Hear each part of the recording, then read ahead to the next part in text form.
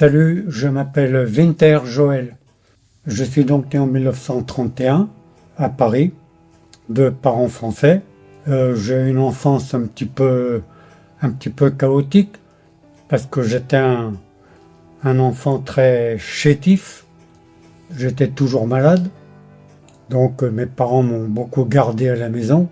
Et donc j'ai poursuivi des études très partielles. Et j'étais un très bon cancre.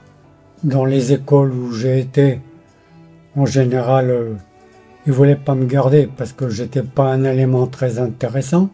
Ne sachant pas quoi faire de moi, mes parents m'ont mis dans une maison, un institut privé de réentraînement psychophysique. C'était pas du tout une maison de correction, c'était une maison pour enfants difficiles. La première année, j'étais très malheureux. La deuxième année, je me suis parfaitement accoutumé. Et j'ai même été un peu le préféré des monitrices et du brave curé qui dirigeait ça. Bon, ça a duré 3 ans. À la suite de quoi, donc, mes parents m'ont collé dans une école d'agriculture. Là, ça n'a pas été pareil. J'ai pas été très content d'être là, je m'y intéressais pas. J'avais l'impression qu'on s'était débarrassé de moi, ce qui était vrai d'ailleurs. Mes parents m'ont accepté que je vienne à Paris. Ils m'ont inscrit dans une boîte à bac. C'était trop fort pour moi. J'ai passé la première année en me donnant énormément de mal pour réussir, pour avoir mon bac. J'ai entamé la deuxième année, mais c'était pas possible. Finalement, j'ai abandonné. C'était donc en 52. Là, je me suis retrouvé à Paris, à la dérive. J'étais très content d'être à la dérive. Je sortais beaucoup la nuit, tout seul. Je me promenais dans Paris, je me régalais. Bon, on attend toujours quelque aventure. Il n'y en avait pas d'aventure. Sauf une fois. J'ai entendu, je passais sur un pont, place Saint-Michel, là. Et puis j'ai entendu des hurlements, quelqu'un qui était en train de se noyer. Alors courageusement, parce que je suis pas très courageux, courageusement j'ai pris mes jambes à mon cou et je suis foutu le camp. Puis je fais 200 mètres, et puis inexplicablement, j'ai été poussé par une force intérieure à revenir en arrière et à aller sortir ce gars de la flotte. J'ai jamais compris pourquoi j'ai fait ça. Ça m'a tarabusté pendant toute ma vie. Et puis, je m'embêtais bien à Paris, j'ai été voir un centre d'orientation professionnelle. La dame qui s'occupait de ça a donné quelques coups de téléphone. Elle m'a écouté raconter ma vie, mes désirs. Elle m'a donné un petit papier. Elle m'a dit « Présentez-vous à cette adresse ». Une porte cochère, il y avait marqué un petit panneau « École du Père Castor ». Forcément, je connaissais ça.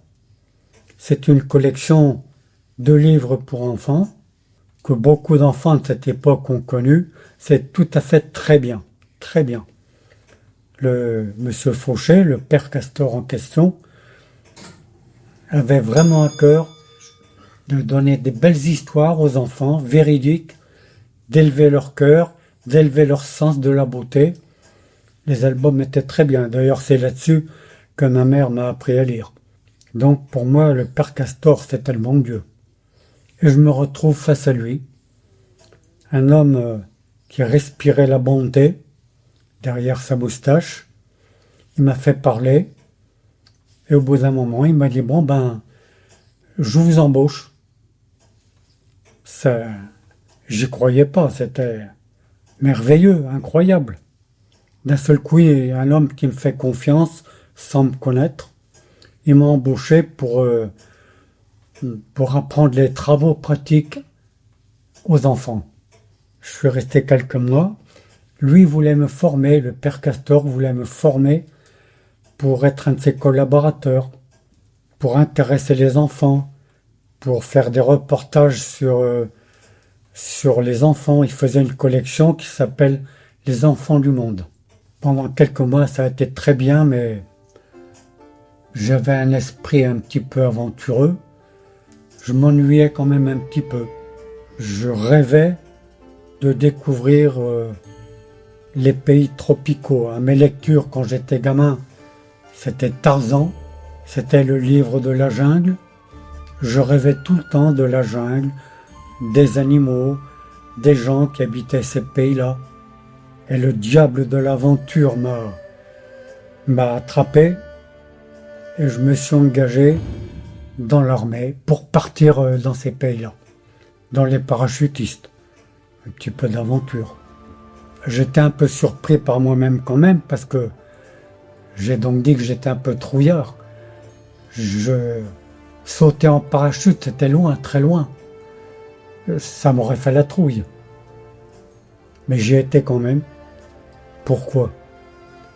Pourquoi on fait des choses qu'on n'imaginait pas de faire?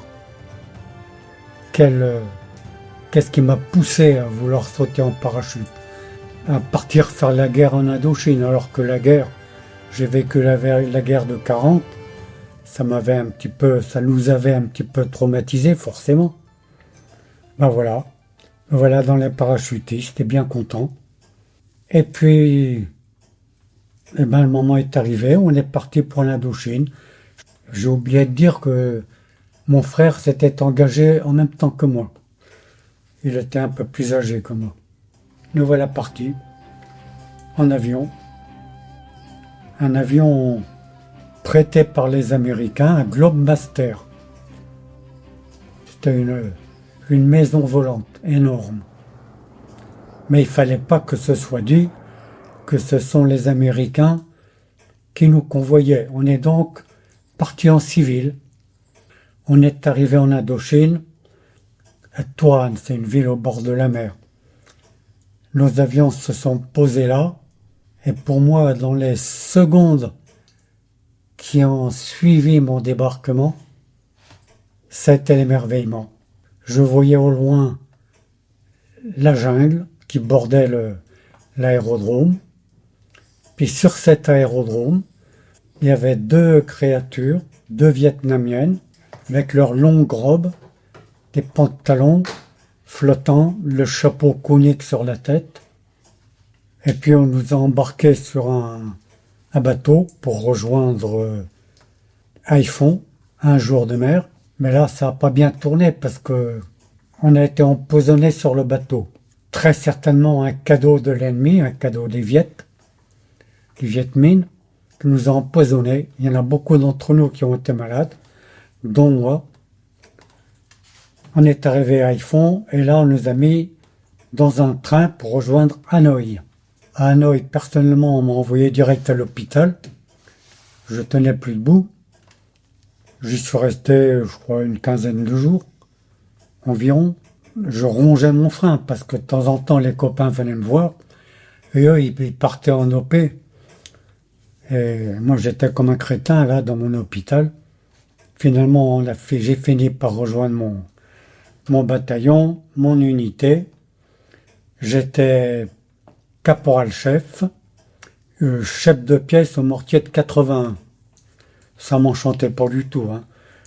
Le commandant m'avait collé là, parce qu'au mortier, on porte la pièce de mortier. Le chef de pièce, il porte la plaque de base, qui fait, je crois, une vingtaine de kilos.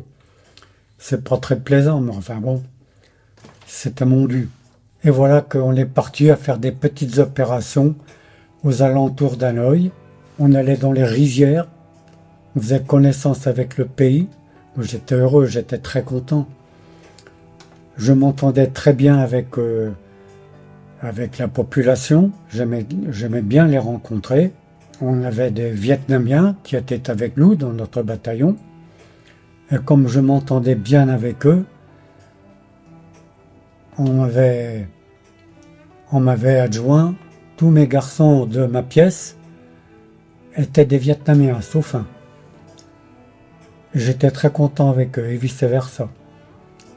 Il y avait deux vieux Chinois qui avaient fait partie de l'armée de Chiang Kai-shek.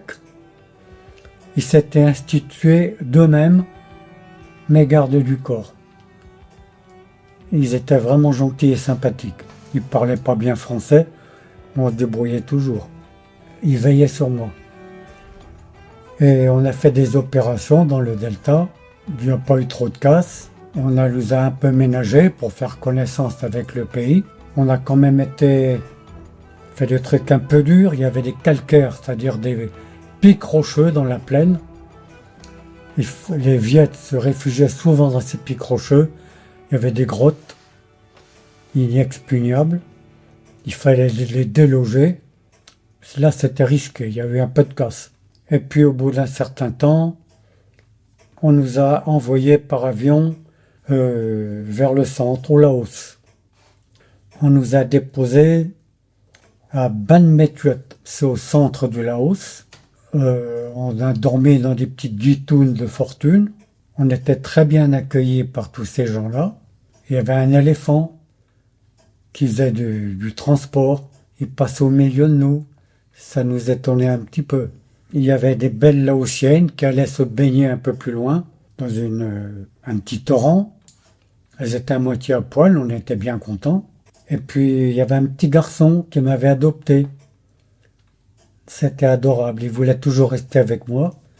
Quand nous sommes partis de là, on pleurait tous les deux parce qu'on s'aimait bien. Il n'a pas pu venir avec moi, bien sûr. De là, on nous a envoyés avec quelques étapes à Anké, Plékou plus exactement. Plékou, il y avait un terrain d'aviation, c'est posé là. Plusieurs bataillons étaient réunis là parce que nous, on ne le savait pas, bien sûr. On nous disait rien en tant que troupe. On ne savait pas ce qu'on allait faire. On savait qu'on partait en OP. Il s'agissait d'aller récupérer les éléments résiduels du bataillon de Corée. Il fallait les récupérer parce qu'on abandonnait ce poste. En principe, la guerre était finie, l'armistice était signé. En fait, la guerre continuait.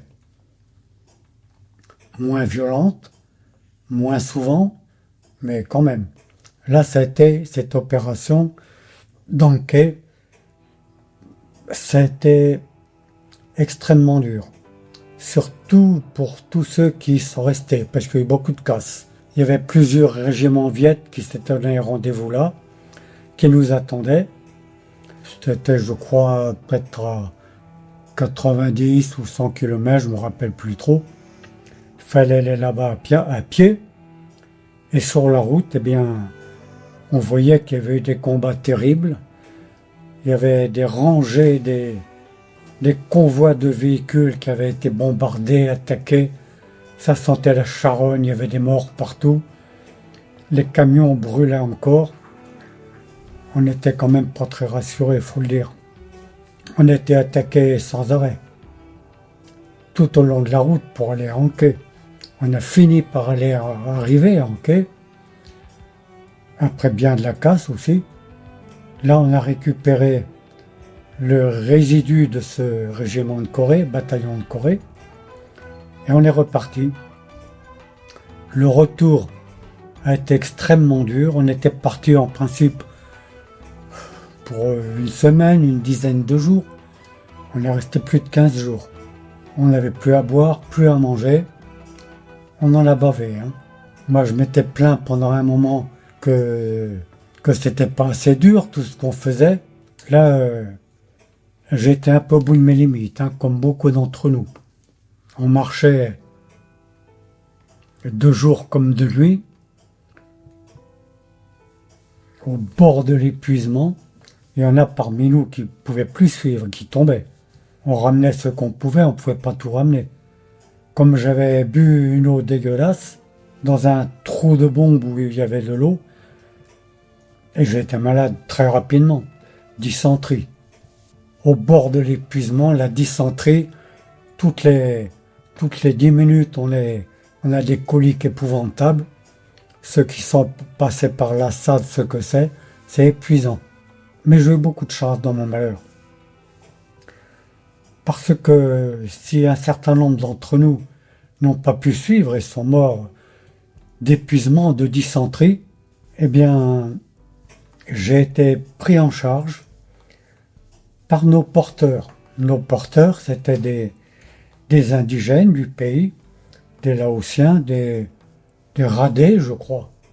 On avait engagé des porteurs, on les payait pour porter les munitions, ce qui était en trop pour nous. En partant, il y avait l'un de nos porteurs, c'était un vieux qui n'en pouvait plus. Il crachait du sang. J'avais eu pitié de lui, j'étais encore en pleine forme, on partait seulement. Et je lui avais pris sa charge, en plus de mon sac.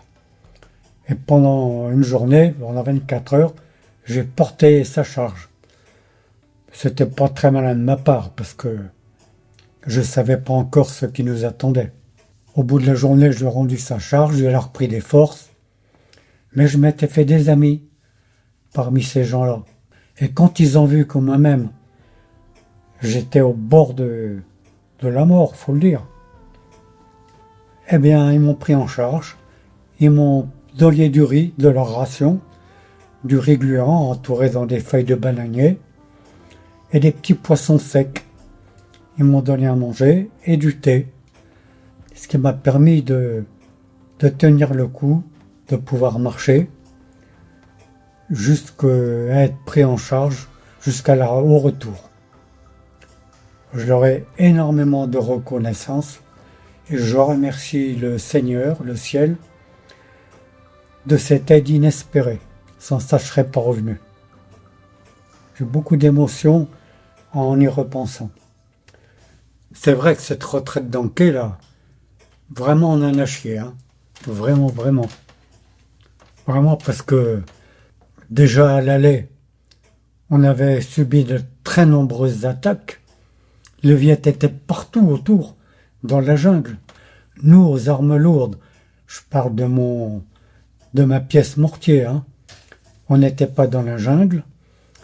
Il fallait évidemment qu'on soit toujours à des endroits dégagés.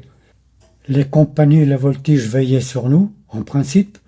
Ça n'empêche que quelquefois, les compagnies ont été débordées, que nous avons, subi des attaques directes, plusieurs fois, en particulier une fois. Là, ça a été assez dur. Peut-être encore un mauvais souvenir. On était sur une montagne, sur une colline. On était monté sur cette colline avec beaucoup, beaucoup de mal, hein.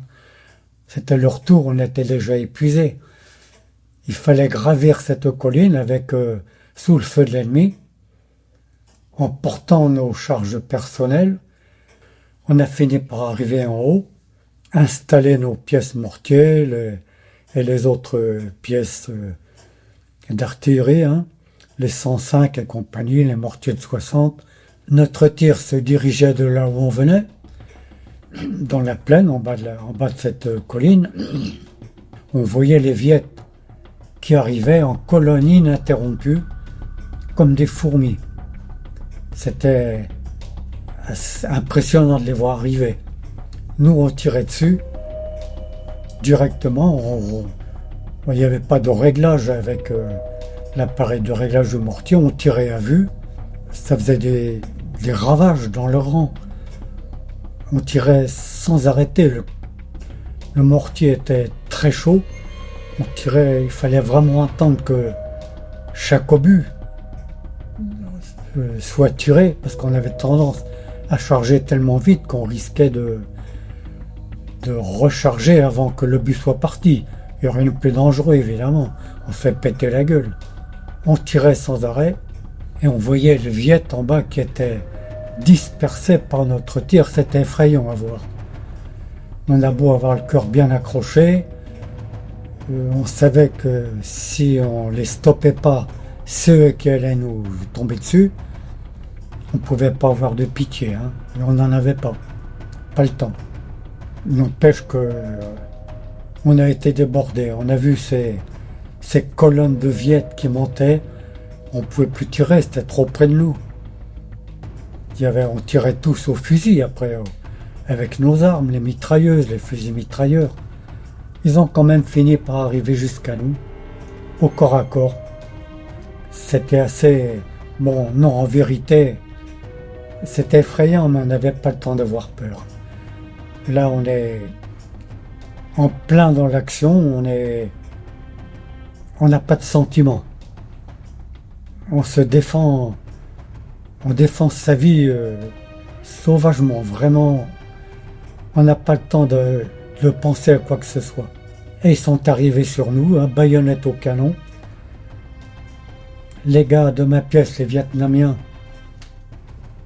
sont partis en débandade, ils sont planqués dans les broussailles environnantes, ils ont disparu. Nous, les Européens, on est restés face à face. Le lieutenant Formeau, qui était à quelques mètres de moi, qui nous a dit « Tirez, mais tirez! Défendez-vous !» Il n'est pas besoin de le dire. Hein. Et ben nous, les Européens, on n'était pas nombreux. On s'est défendus à coups de pétard, à coups de fusil. Finalement, il y a un Viet qui est arrivé sur moi avec sa baïonnette. Mon arme, c'était un fusil. Ma dotation, c'était un fusil.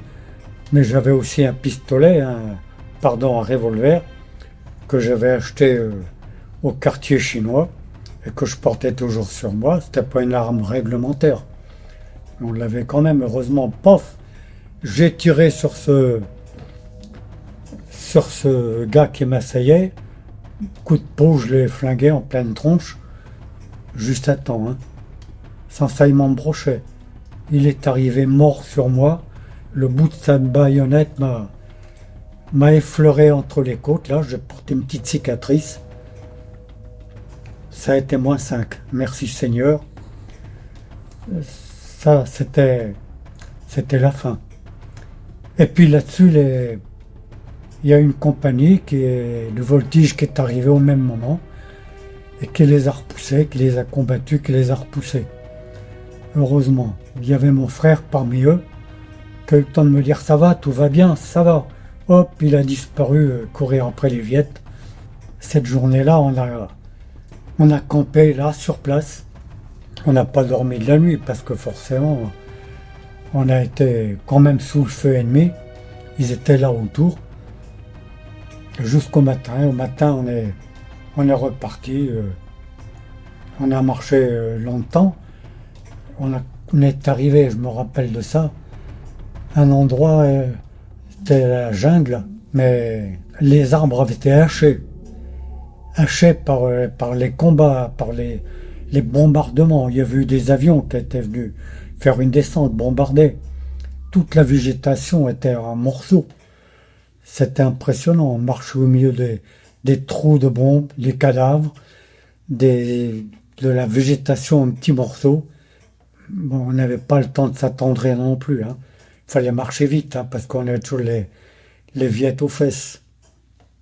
Ça, c'est certainement l'opération la plus dure, la plus pénible qu'on ait eu à subir. Il y en a eu d'autres. Et puis, bon, arrivé à Nha Trang, on a été rapatrié sur Nha Trang, au bord de la mer. J'ai été à l'hôpital, très bien soigné. Là, il y en a un certain nombre d'entre nous qui ont passé l'arme à gauche aussi, ils avaient trop morflé. Et puis les autres, on s'en est tiré, on s'en est bien tiré. De retour au camp, j'ai été repris en charge par mes 2 gardes du corps chinois. Ils m'ont dit, caporal-chef, tu manges pas la popote, tu manges pas les rations, tu mangeras ce que nous on te donne. J'ai mangé avec eux, la mode vietnamienne, c'est-à-dire du riz, des petits légumes bien cuits, très peu de viande, enfin bref, la nourriture typique du pays. Et je buvais que du thé, je buvais pas d'alcool à l'époque, pas du tout. Bon, très rarement. J'ai suivi leur régime, m'en suis très bien tiré, j'ai pas eu de séquelles. Et puis, ça a été la vie de camp.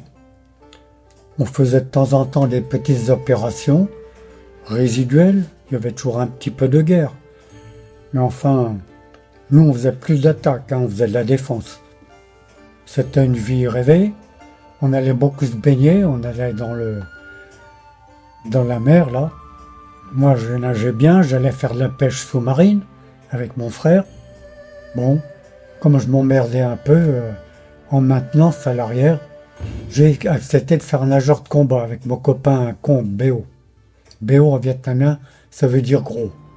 Il n'était pas gros, c'était vraiment un costaud, une force de la nature. On a fait ce stage de nageur de combat. Ça a été très passionnant, un peu dur, on a eu un peu de casse aussi. On sautait en mer 2 jours comme 2 nuits. On nous faisait sauter à quelques kilomètres de la côte. Avant de toucher l'eau, il fallait larguer son parachute. Parce qu'arriver en mer, encore brûlé après son parachute, c'est très dangereux. Il y a beaucoup de risques. On a vu des gars entraînés sous l'eau par leur parachute qui était toujours poussé par le vent et mourir comme ça. Hein. On en a vu un, il était décapité carrément. Il avait une suspente qui était passée autour du cou, ça lui avait scié le cou. On n'y tenait pas tellement.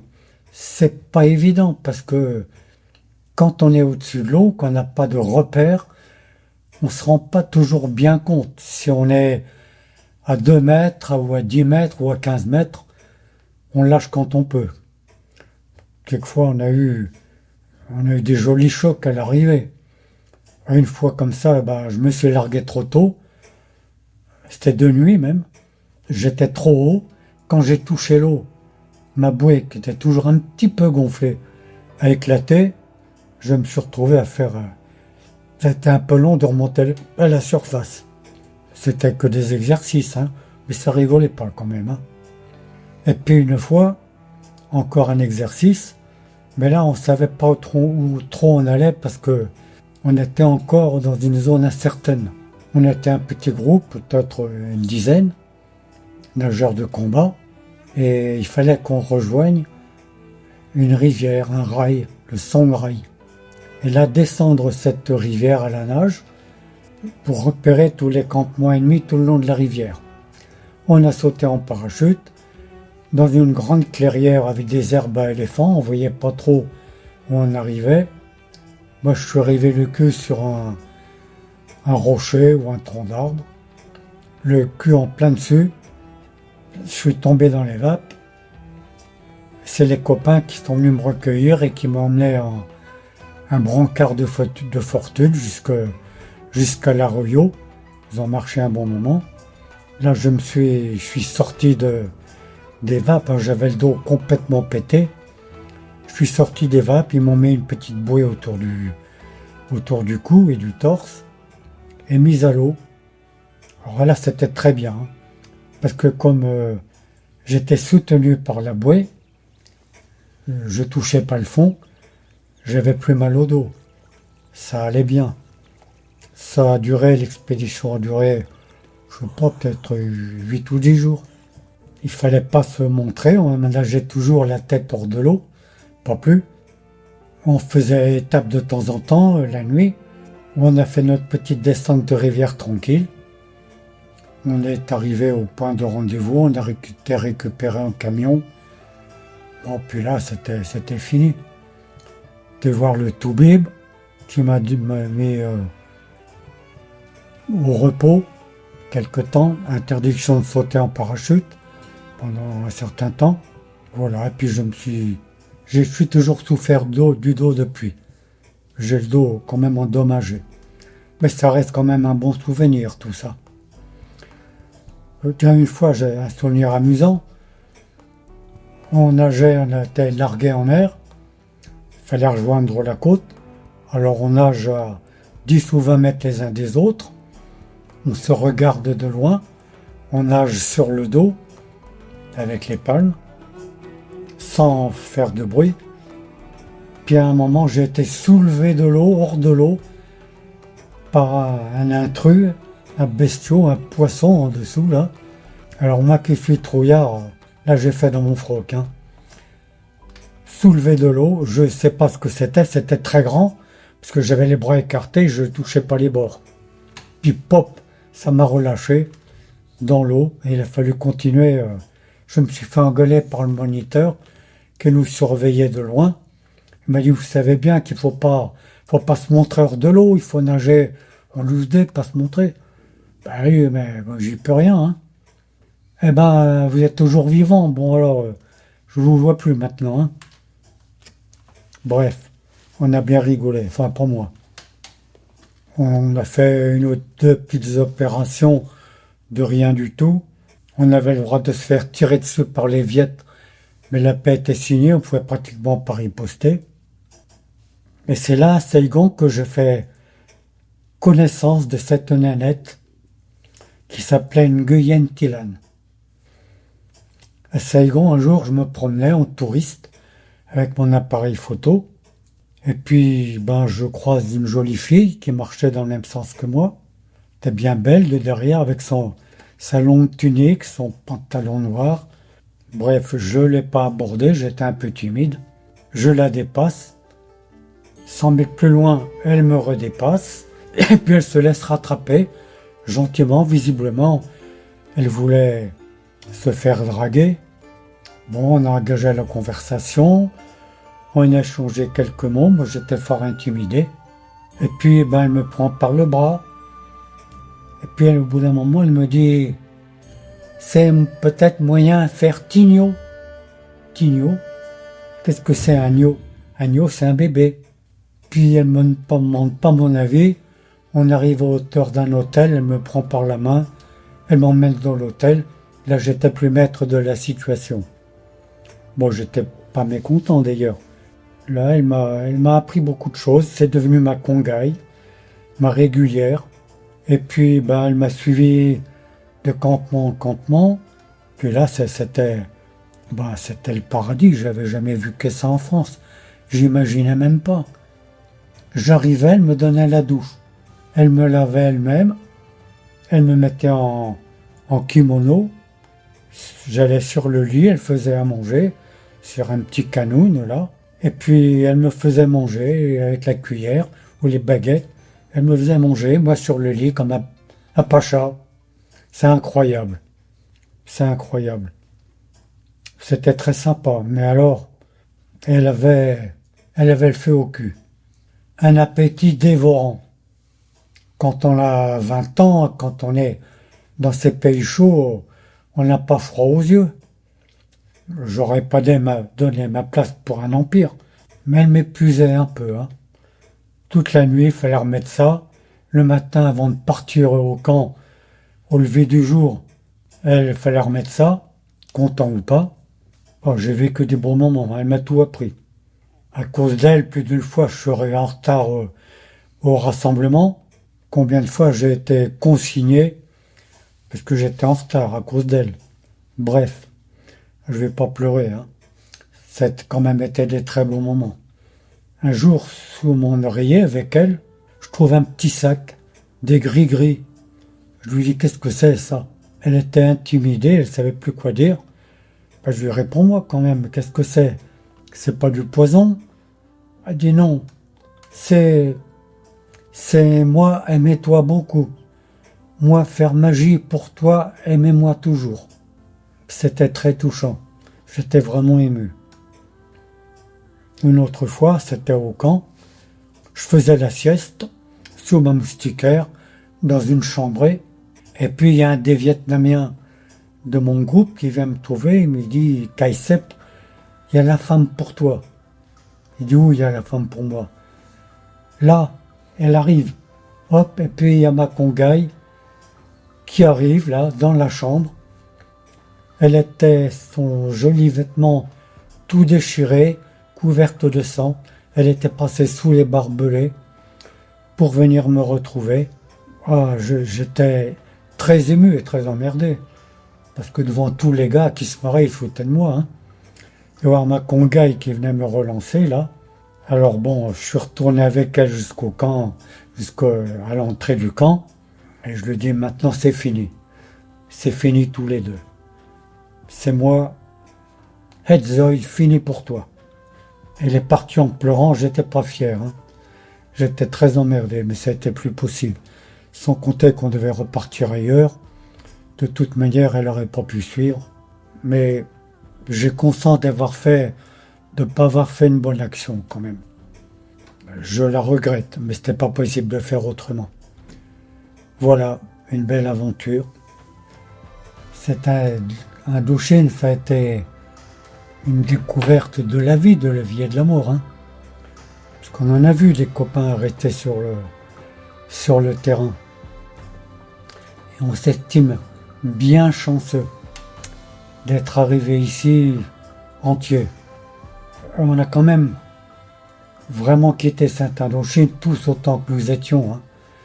On l'a quitté avec beaucoup de regrets.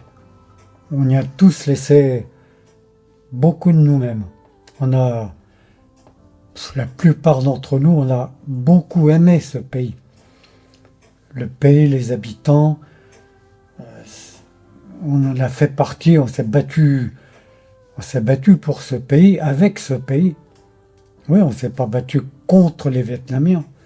On s'est battu avec des Vietnamiens contre une idéologie communiste. Et on en avait bien conscience. Mais il a fallu partir. La mort dans l'âme. Je suis parti avant mon frère. On est arrivé à Marseille. Évidemment, on a été accueillis à coups de cailloux par les communistes. Ils étaient coutumiers du fait. On a d'abord descendu des gars sur des brancards, ceux qui ont essuyé les premiers tirs de cailloux. On n'était plus... Dans le Midi, on dit dévariés. Ça veut dire on n'a plus les gens en face des trous, on ne savait plus où on était. On rentrait dans un pays qui était presque plus le nôtre. Quelques temps après, j'ai repris mon béret, on a été à Bayonne. Ils voulaient nous garder, mon frère et moi, pour faire moniteur d'un genre de combat. Et nous, ça ne nous intéressait pas du tout, on voulait retourner au casse-pipe. C'est pire qu'une femme, hein. Quand ça nous tient, c'était la guerre d'Algérie en plein, il y avait le débarquement à Suez. Alors avec mon frère, on s'est fait pistonner par quelqu'un de la famille qui était bien placé à Paris. On a été le trouver, il nous a dit, alors vous voulez rester en France, vous voulez pas repartir là-bas? Ben si, justement, nous on veut repartir, on veut pas rester. Alors du coup, on a bu le champagne avec lui, il était, pas trop quoi, député de je sais pas quoi. On est arrivé en Algérie, on a été versé au 2e RPC avec le colonel Château-Jaubert, Conan, bien connu, une légende. Là, on était versé au commando du 2. On était tout à fait à part, on était, je ne sais plus combien, une trentaine peut-être, dans une villa au bord de la mer, pas loin d'Alger, avec le sous-lieutenant Guillaume, le frère de celui qui a été bien connu du crabe tambour. Là, on a fait des opérations de maintien de l'ordre. C'était pas du tout passionnant. On allait dans les villages, fouiller les villages. Quand on nous désignait un suspect, il fallait le coincer, c'était pas toujours évident. Le faire parler. Oui, on a effectué des tortures. Pas du tout celles qui ont été décrites par les gens de gauche. C'était pas des tortures épouvantables, la plupart du temps. 2-3 gifles, et puis ils se mettaient à table. Oui, c'est arrivé qu'on les fasse souffrir, mais les gars, ils pouvaient repartir le lendemain sur leurs pieds, sans cicatrice, sans être abîmés. C'était pas de bon cœur, mais on y était contraint. Faire du mal à une personne pour sauver la vie d'autres personnes, c'est de bonne guerre. Nous, on était des apprentis à côté des tortures infligées par le FLN, des tortures épouvantables, infligées à des Français ou à d'autres Arabes. J'en ai vu des horribles. Ça, c'est pas des bons souvenirs. Et puis on a fait quelques opérations de ratissage, on a été sous le feu de l'ennemi aussi. On n'a pas eu beaucoup de casse, d'abord parce que on était très bien entraînés, et puis parce que on ne nous a pas envoyés dans des opérations de gros groupes, on était toujours notre petit groupe de commando, on prévoyait bien le coup. Et puis je suis rentré en France début 57 et j'ai été démobilisé, du moins j'ai quitté l'armée. Voilà, ça m'a laissé des très bons souvenirs et des souvenirs très durs. On apprend à vivre. Je suis resté à Paris. J'ai fait la cour à un amour d'enfance. Et quelques mois plus tard, je suis reparti en Algérie, mais comme civil. Comme civil, je n'avais rien à faire en France, ça remuait pas beaucoup. Nous, les anciens, on était mal vus, les anciens parachutistes. On était mal vus, la guerre d'Algérie n'était pas du tout à la mode. Et j'avais un bon ami que j'avais connu à Indochine qui s'appelait Roger Hollande. Popeye. Je l'avais connu en Indochine. Je fais un petit retour en arrière pour qu'on fasse connaissance avec Popeye. Première fois que je l'ai vu, c'était pas très longtemps après mon arrivée en Indochine. Un jour au réfectoire, je vois débarquer un mec à poil, un mec assez costaud, complètement à poil, avec les bottes de seau, le casque lourd et un nœud papillon. Il monte sur une table, pas gêné du tout. Nous, on commence à le regarder en rigolant. Ceux qui le connaissaient, ils ont applaudi parce qu'ils savaient ce qui allait arriver. Et il s'est mis à chanter. Il chantait c'est à travers de larges grilles que les femelles du canton. Et puis, au village sans prétention, j'ai mauvaise réputation. Bon, on se marrait bien, on ne connaissait pas encore Brassens. C'était Popeye. Tout le monde a dit c'est Popeye. Je suis revenu assez rapidement copain avec lui parce qu'il était dans la même compagnie que mon frère. Et ils étaient bien potes. Il a monté un restaurant en Algérie avec mon frère. Et je les ai rejoints là-bas. Ça se trouvait à Tébessa. Tébessa, c'est un tout petit village, tout à fait au sud, près de la frontière tunisienne. On a tenu ce restaurant, c'était très sympa, très bien. On l'a en partie construit de nos mains et on l'a fait tourner. Tébessa, c'était une ville de garnison. On avait beaucoup de militaires et beaucoup d'officiels. On a eu des belles aventures à ce restaurant, c'était rigolo. Bon, ce serait trop long de raconter tout ça. Puis moi, au bout d'un an, avec mon frère, on a eu marre de la restauration. J'ai loué une ferme dans le bled à Tébessa et je m'y suis installé. Et depuis ce temps-là, en Algérie, j'étais agriculteur, éleveur. J'ai fait un élevage de poulets assez important. J'avais racheté une vieille moissonneuse-batteuse. J'allais faire les moissons dans le bled, avec toujours évidemment le pistolet mitrailleur à la ceinture en quelque sorte. C'était pas toujours de tout repos. Nous étions dans cette vieille ferme-là, 3 ou 4 anciens parachutistes. Il y avait mon frère avec moi. Mon frère, lui, il avait acheté un camion. Il faisait du transport bétailler. Puis de temps en temps, il y avait d'autres anciens paras qu'on avait connus ou pas, qui venaient nous rejoindre. On était toujours une petite bande. Et on était considéré comme un poste avancé de l'armée. Autrement dit, on était armé.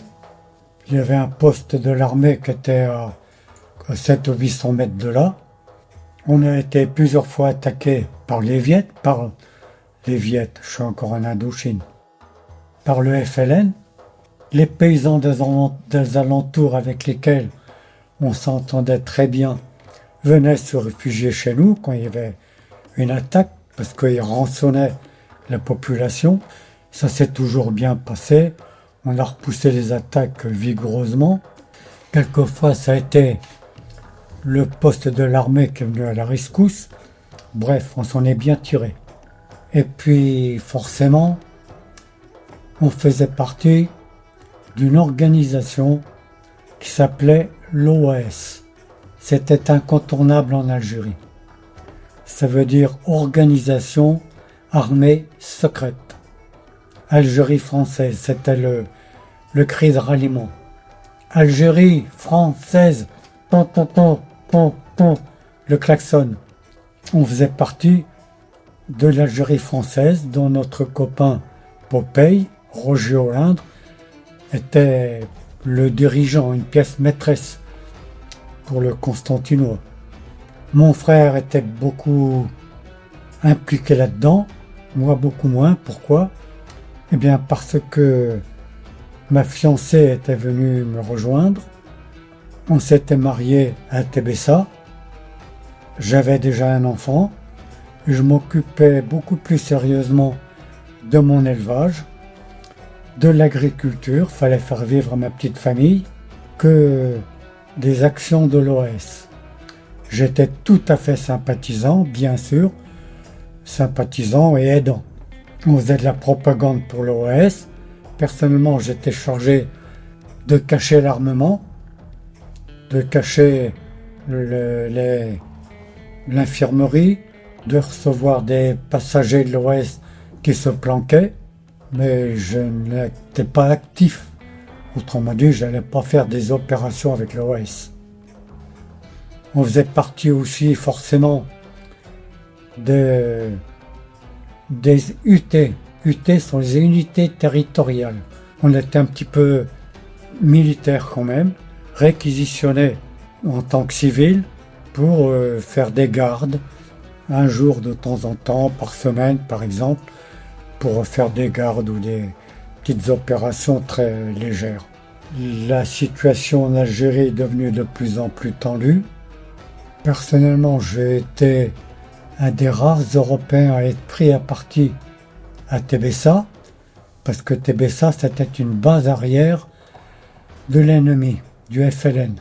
Et une fois, j'ai raccompagné chez elle en voiture une dame algérienne qu'on appelait du Mouker, qui venait nous aider à la maison. C'était notre bonne aide ménagère. On l'aimait bien et vice-versa. Elle prenait un peu de risque en venant travailler pour des Européens. Mais il fallait bien qu'elle gagne sa croûte elle aussi. Et un jour, je la raccompagnais chez elle en voiture. Il n'y avait pas une émeute, mais une manifestation des Arabes pro-FLN. Mais j'ai été stoppé au milieu de la manifestation. Les émeutiers tapaient sur ma voiture. J'avais un gros chien de garde à l'époque, un énorme dog de Bordeaux. Je suis sorti avec dans la foule, tous les gars sont égayés. Mon chien a foutu le camp et est parti après eux. J'en ai profité pour filer en douceur avec la Moncaire. Je déposais ses gels. En rentrant chez moi, les émeutiers m'attendaient, parce que j'étais connu évidemment. Ils m'attendaient, et quand je suis sorti de voiture, ils me sont tombés dessus, à coups de bâton, à coups de cailloux. Je me suis vigoureusement défendu, mais tout seul contre un certain nombre, je faisais pas le poids. Alors j'ai voulu sortir parce que j'étais toujours armé, sortir mon pétard qui était dans ma ceinture, mais au moment de le prendre, il était tombé dans la jambe de mon pantalon. Non, c'est pas rigolo, hein. C'est pas marrant parce que les gars ils voulaient me tuer. À coups de cailloux. Et moi j'étais à plat ventre par terre et cherchais mon pistolet dans mon froc. J'ai fini par le récupérer. J'étais couvert de sang. Je suis sorti avec le pétard, je les ai mis en joue. Ils se sont égayés comme une bande de moineaux.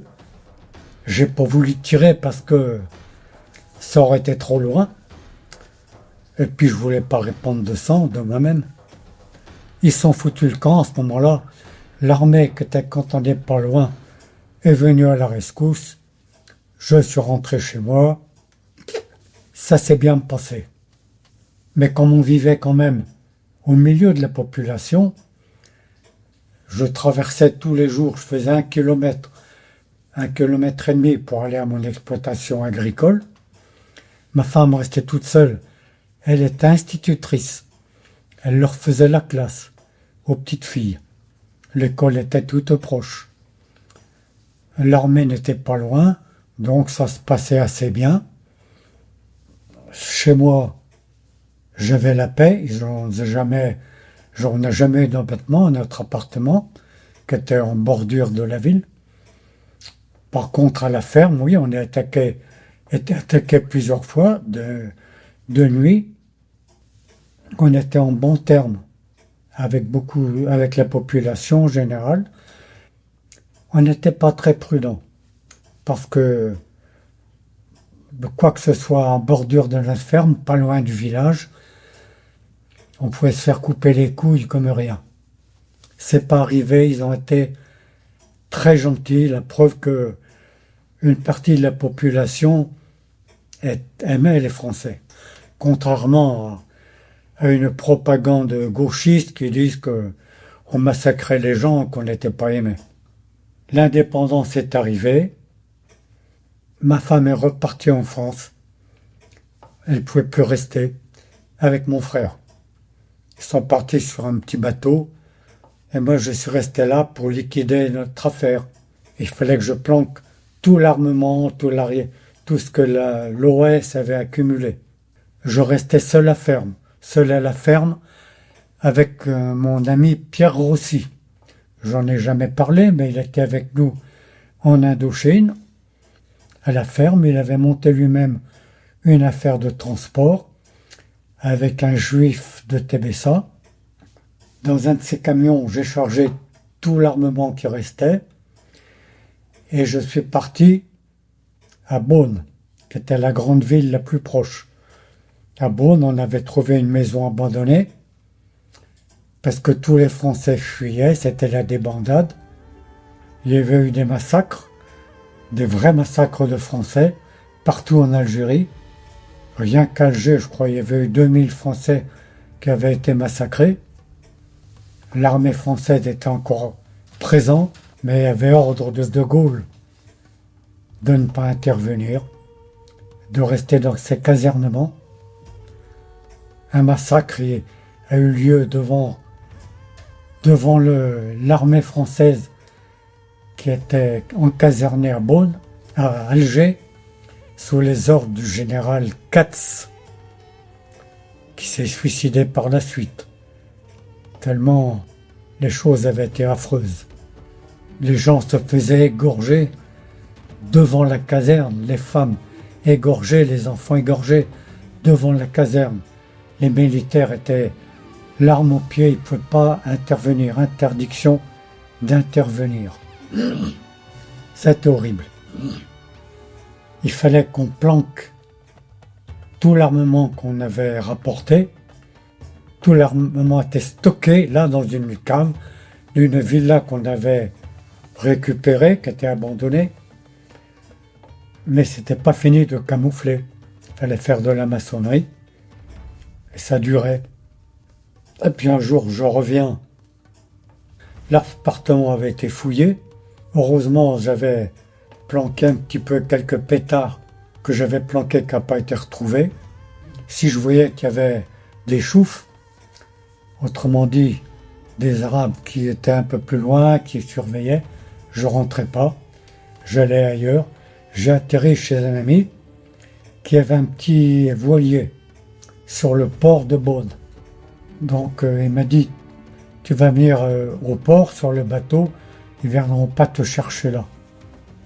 C'est ce que j'ai fait, j'étais sur le port, j'emmenais le peu d'armement que j'avais pu sauver et je suis resté là. Je n'allais plus du tout en ville. J'avais mon chien avec moi et j'étais repéré. Je m'étais teint en blond pour tâcher de me changer un petit peu, mais ma tête avait été mise à prix par le FLN. Ils avaient repéré le blond avec son chien noir. Alors le chien noir, eh bien, la femme de mon copain, celui qui m'hébergeait sur son bateau, est rentrée en France en avion, elle a emmené le chien, et moi je suis resté sur ce bateau. Je suis resté, je crois, pendant 2 mois. Un jour, le copain vient me trouver et me dit, écoute, je veux rapatrier mon bateau en France. J'ai trouvé 2 amis qui connaissent bien la navigation. On va rentrer en France avec le bateau. Tu en es? Ben, je dis, ouais, si je pars comme ça, je suis sauvé. Autrement, je ne peux pas partir, je ne sais pas quand. Je ne pourrai plus partir. Quelques jours après, il vient me trouver, il me dit, les copains, ils se dégonflent, ils ne veulent pas partir avec moi. Moi, je connais un peu la navigation, lui qui me dit ça. Je connais un peu la navigation, on peut risquer de partir. Et ben, je dis, on y va. Quelques jours plus tard, on a embarqué des provisions, on est parti. On a fait un petit voyage, on a débarqué une première étape en Sicile, on était sauvés. J'avais quand même bien serré les fesses. On était sauvés. On est resté quelques jours en Sicile pour refaire des provisions. On a fait connaissance de quelques Siciliens et Siciliennes. Les dames ne voulaient plus nous laisser partir. On était bien copains. On est bien partis quand même. On est arrivé ensuite en Corse, au sud de la Corse. On est monté jusqu'à Ajaccio.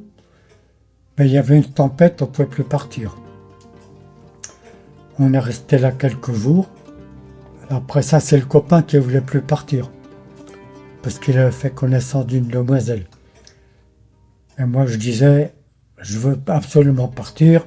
Il y a ma femme qui m'attend en France. J'ai un petit garçon qui est né depuis 2 mois que je ne connais pas. Il me dit, écoute, maintenant je dors. Tu rentres, tu prends la barre. Alors j'ai dit, on va d'abord s'éloigner de la Corse. Parce que si on part directement, il y a trop de circulation, c'est risqué. Circulation de bateau. Il m'a dit, fais comme tu veux. Bon, j'ai pris un cap le plein ouest, là-bas, sur l'Espagne. Le matin arrive, il me dit, alors on arrive? Bon, je dis, oui, on ne doit pas être loin. Hein. Il a fait le point, mais il a dit, on devrait être arrivé en France hein, maintenant. Il me dit, t'as viré de cap avant d'arriver en Espagne, là-bas? Merde, j'avais oublié de virer de cap. On est reparti, direction la France. Le soir, on arrive au port, il faisait nuit. On demande à un pêcheur qui partait avec son lamparo, là, pêcher de nuit. On lui dit, il y aura une place dans le port, là. Il nous répond en italien. On est arrivé en Italie. Oh, il dit, moi je me couche, je ne conduis plus. Moi je dis, je veux arriver en France, je suis pressé. Bon, il me dit, tu prends le volant, tu prends la barre. Allez, on a pris la barre, j'ai pris la barre, on est arrivé à Bagnols-sur-Mer, dans la nuit. Voilà. Au petit matin, on a débarqué. Moi, je suis rentré, j'ai pris le train, je suis arrivé à Salon de Provence. Mon beau-père habitait pas loin de là. Il est venu me chercher en voiture. Et voilà. Je retrouvais ma femme, mon bébé que je connaissais pas, mon petit garçon qui avait 2 ans, et mon chien qui était bien arrivé. Voilà. Et les aventures étaient à peu près terminées. Bon, je suis arrivé en Cévennes, je savais pas quoi faire de mes 10 doigts. J'avais pas plus un sou. On est allé vers Aix-en-Provence, un petit village à Lambesc. Ma femme a pris son poste d'institutrice. Je me suis fait ébéniste de l'occasion parce que j'étais pas de métier, mais je m'emmerdais et puis ça gagnait pas bien. Mon frère, lui, il était mercenaire et tout de suite en rentrant en France, il est devenu mercenaire. Soldat de fortune. Moi, il fallait que je m'occupe de ma famille. Je voulais pas être mercenaire. Puis comme on n'avait pas un sou, j'y suis rentré quand même. C'était à l'époque du Biafra. Biafra, vous connaissez pas. Hein. Le Biafra, c'est une province du Nigeria. Le Nigeria était à majorité de musulmans. Et il y avait une enclave chrétienne. Je raccourcis pour faire simple. Une enclave chrétienne dans la province du Nigeria, du Biafra, au sud du Nigeria. Le Biafra voulait son indépendance et il recrutait des mercenaires. Bon, mercenaires, ça ne me faisait pas peur, on avait suffisamment bourlingué pour connaître le métier. Mon frère m'a embauché, en quelque sorte. On est parti en Afrique, sur une petite piste d'avion de fortune.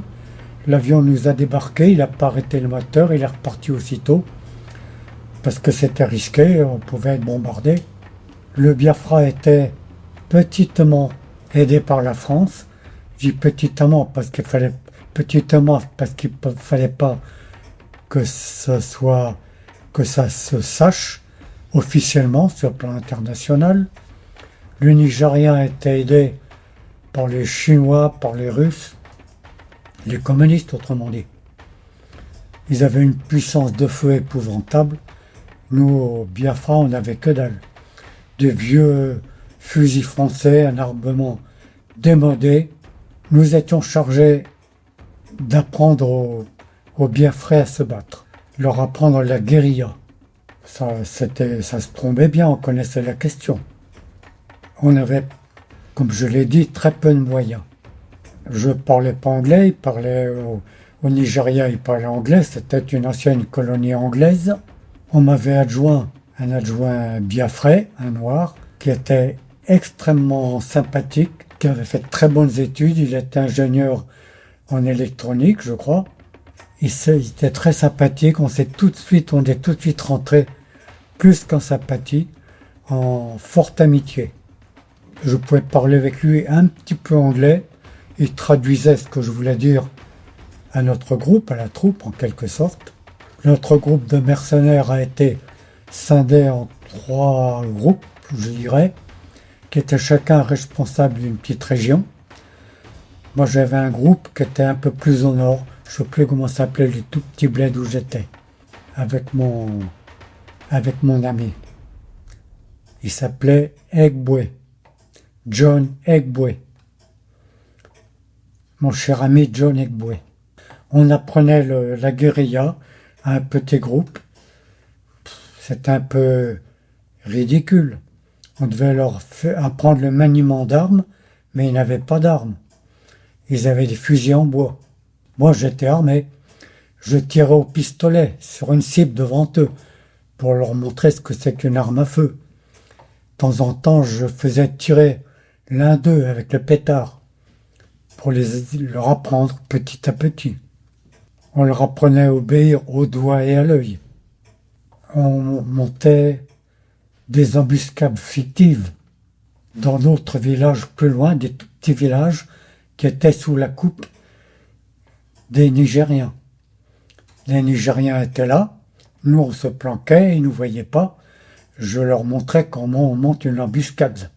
Surtout pas se montrer, laisser un repli à l'adversaire où on pourrait l'attaquer par la suite, etc. Bref, le train-train.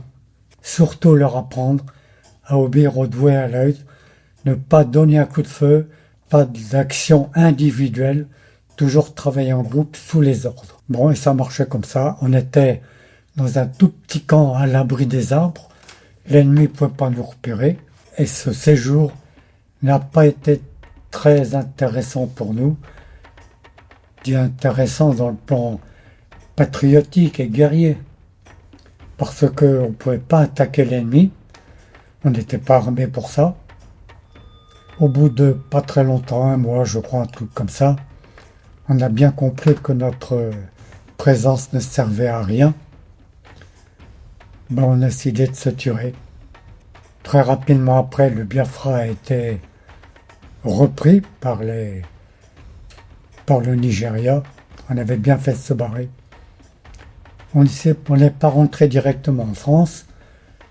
On a été quelque temps à Sao Tomé. Sao Tomé, Principe et Sao Tomé sont des petites îles. On a été là pour faire oublier un petit peu des autorités françaises. Après ça, on nous a envoyés au Gabon. Au Gabon, qui était une base arrière où transitait le matériel et éventuellement les hommes, envoyés par la France clandestinement au Biafra. Notre travail consistait à recevoir des avions, les charger, trier des marchandises, embarquer tout ça, embarquer des hommes qui partaient là-bas, incognito. Donc on était une base arrière du Biafra. Ça n'aura pas duré très longtemps non plus. Personnellement, j'en avais un petit peu marre. Je me suis engueulé avec notre chef pour des conneries, pour des broutilles. Et j'ai été viré, je suis foutu le camp. Voilà, et je suis rentré en France. Et notre première aventure de mercenaire s'est arrêtée là. Quelque temps après, j'ai été de nouveau recruté pour une autre aventure. On a été recruté par le Maroc, clandestinement, c'était pas du tout officiel, pour couler des bateaux qui venaient d'Algérie, transportant de l'armement russe. Les Marocains et les Algériens ne s'entendaient pas du tout. Ils étaient une permanence de petites escarmouches, de petites guerres, et il fallait couler ces bateaux pour le gouvernement marocain, dans une opération nageur de combat. On est donc parti avec mon frère, 3 autres nageurs de combat que je ne connaissais pas, et quelques supplétifs pour nous seconder. On a atterri dans un petit coin très discret, et en attendant de recevoir le matériel nécessaire pour faire ce coup-là, autrement dit, il fallait des mines magnétiques qu'on appelle des clams, qu'on colle sous la coque des bateaux pour les faire péter. En attendant de recevoir ces mines, on s'entraînait bien comme il faut, on a reçu des armements, on s'entraînait à faire du tir, à faire de la nage, à rejoindre une petite barcasse qui était au large. On tirait beaucoup avec des armes israéliennes, des pistolets mitrailleurs Uzi, qui étaient formidables, très petits, une cadence de tir magnifique. On s'entraînait avec des scaphandres qu'on avait piqués aux Russes. Bref, on faisait notre travail d'entraînement. Au bout d'un mois, ils n'ont jamais été foutus de nous procurer les mines qu'il nous fallait. On a donc décidé de foutre le camp. Voilà, ça s'est terminé là. On a été payé, bien payé. On avait passé des vacances, mais on regrette quand même qu'on n'ait pas pu un petit peu se venger, je dirais, du FLN qui a été épouvantable, ou qui n'a pas fait une belle guerre. Il fait des massacres de Français horribles. Bon, après ça, on faisait toujours partie de l'OS. L'OS n'était pas mort. Il y avait l'OS Métro qui continuait à agir en France. Il y a eu des attentats tentés contre De Gaulle, le Petit Clamart, le Montfaron, tout ça organisé par l'OAS. Des personnalités pourchassées par l'OAS, de l'argent récupéré pour l'OAS, des personnalités de l'OAS qui se cachaient, qui sont partis à l'étranger, des hold-up faits par l'OAS pour procurer de l'argent à l'OAS, aussi pour subvenir aux besoins des gars de l'OAS dans la clandestinité. Moi, personnellement, je ne suis plus actif. Il fallait que je fasse vivre ma famille. J'avais acquis une propriété dans les Cévennes dont il fallait que je m'occupe. Je faisais de l'agriculture, de l'élevage. J'étais toujours sympathisant de l'OAS. Je recevais des gars de l'OAS qui étaient en cavale, qui devaient se planquer. Mon rôle s'arrêtait là. Nous avons reçu un jour un gars de l'OAS que mon frère m'a amené. Il m'avait dit que c'est un homme qui travaille activement pour l'OAS, qui est dans cavale, autrement dit, qui doit se planquer, qui est recherché par la police. Pas de problème, ça m'arrangeait de le recevoir, pour la bonne raison que nous avions acheté cette propriété, mais nous habitions encore en Provence. Et la maison ici, dans le village de Valbonne, était toute seule. C'était bien qu'il y ait un gardien. Nous avons pris possession de la maison quelques mois plus tard. Il se trouve que ce gars de l'Ouest qui habitait chez nous, un vieux monsieur qui avait au moins 75 ans, on l'appelait Tonton. Il fabriquait des faux papiers et des faux billets, en particulier pour les familles de l'OAS dont les maris étaient en prison. Il y en avait beaucoup. Si je ne me trompe pas, il devait y en avoir dans les 2000. Il fallait aider leur famille. Cet argent, cette fausse monnaie, était échangé à des spécialistes contre des vrais billets, ce qu'on appelait de l'argent propre. À l'époque, quand ce vieux est venu là, je ne savais pas pourquoi il se planquait. Mais au fil du temps, on a été un peu plus impliqués. On a appris qu'il avait apporté chez nous des faux billets, et j'ai quand même été chargé de bien cacher ces faux billets. J'étais donc impliqué. Je savais qu'il y avait des faux billets chez nous. Or, dans la loi, il est bien stipulé que celui qui détient, qui utilise ou qui fabrique de la fausse monnaie est considéré comme coupable de fausse monnaie et passible de peine de prison jusqu'à perpétuité, éventuellement. J'étais un peu inconscient, il faut le dire. Hein. Mais enfin, personne ne savait qu'il était là. Moi, je pensais que personne n'était au courant. Mon frère, bien sûr. Puis d'autres personnes. Et d'autres personnes, la preuve, c'est que un jour, j'étais là, en short. Mes enfants vaquaient aux alentours. Ma femme préparait son poste pour être prise 2 jours après. J'entends frapper à une porte intérieure, là. Frapper vigoureusement. Je pense dans ma tête que c'était un voisin qu'on connaissait qui voulait rentrer. Alors je vais ouvrir et je me trouve nez à nez avec un groupe d'individus armés de pistolets mitrailleurs.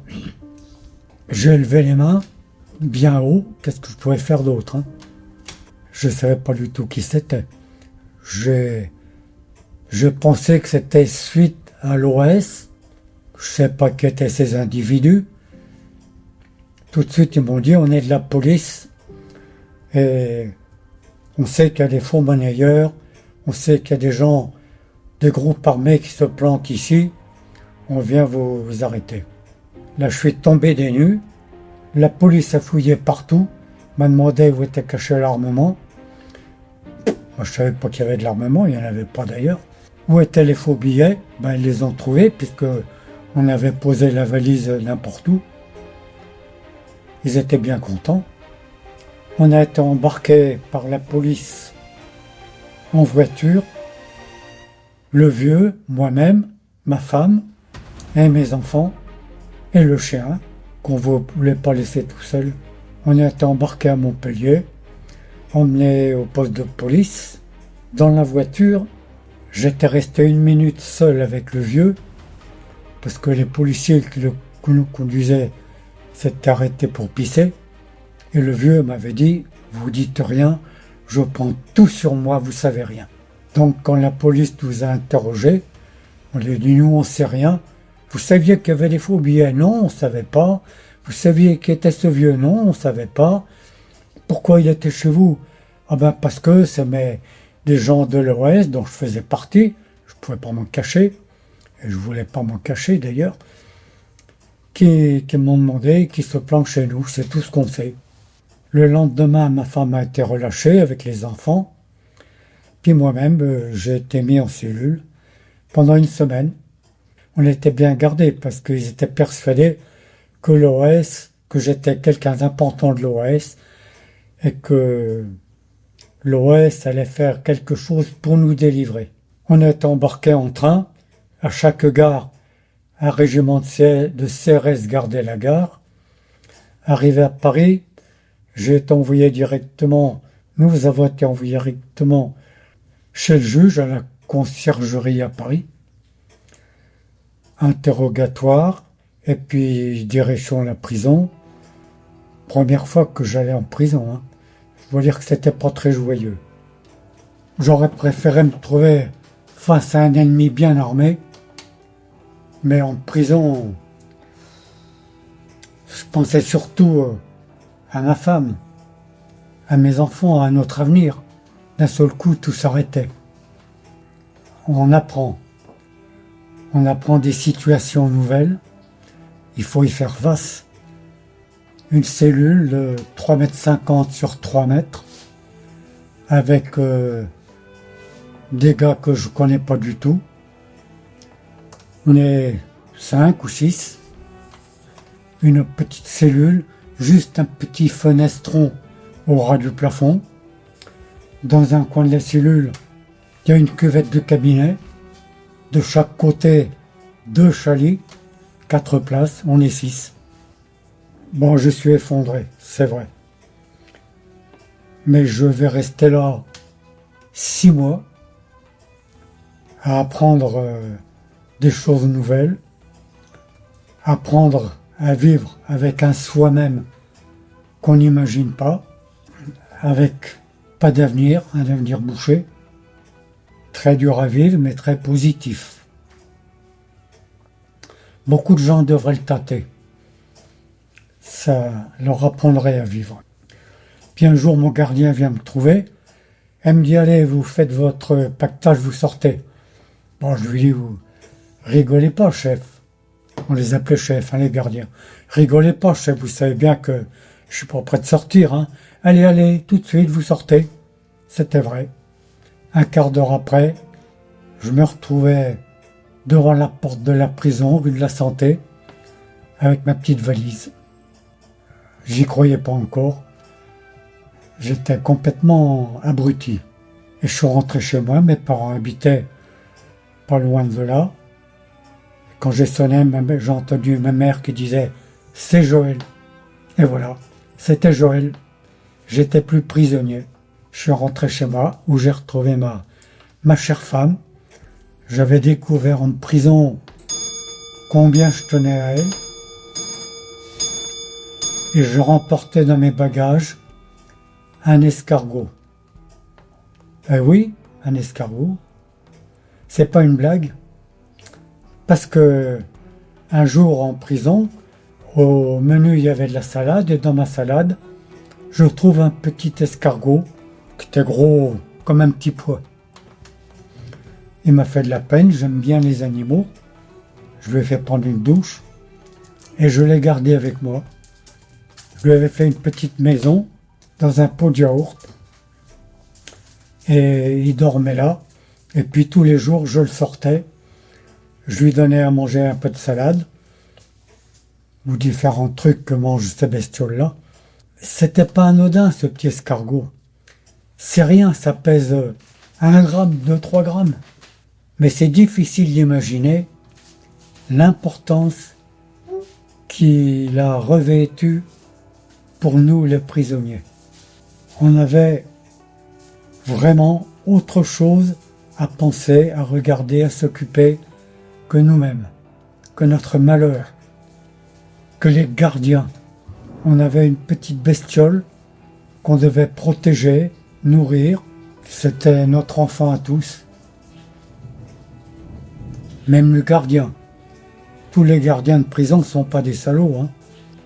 Et je remercie l'un d'eux qui m'apportait même de la salade pour mon petit escargot. Tous les taulards avaient toujours une attention pour lui. Nos conversations roulaient sur lui, sur son passé, sur peut-être son avenir, sur ce qu'on ferait si on nous retrouvait dans la nature en sortant.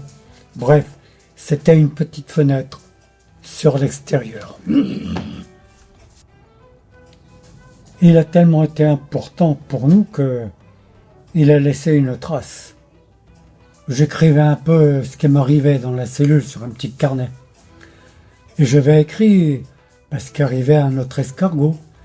J'ai donné ce petit carnet au père Castor, que j'avais connu donc.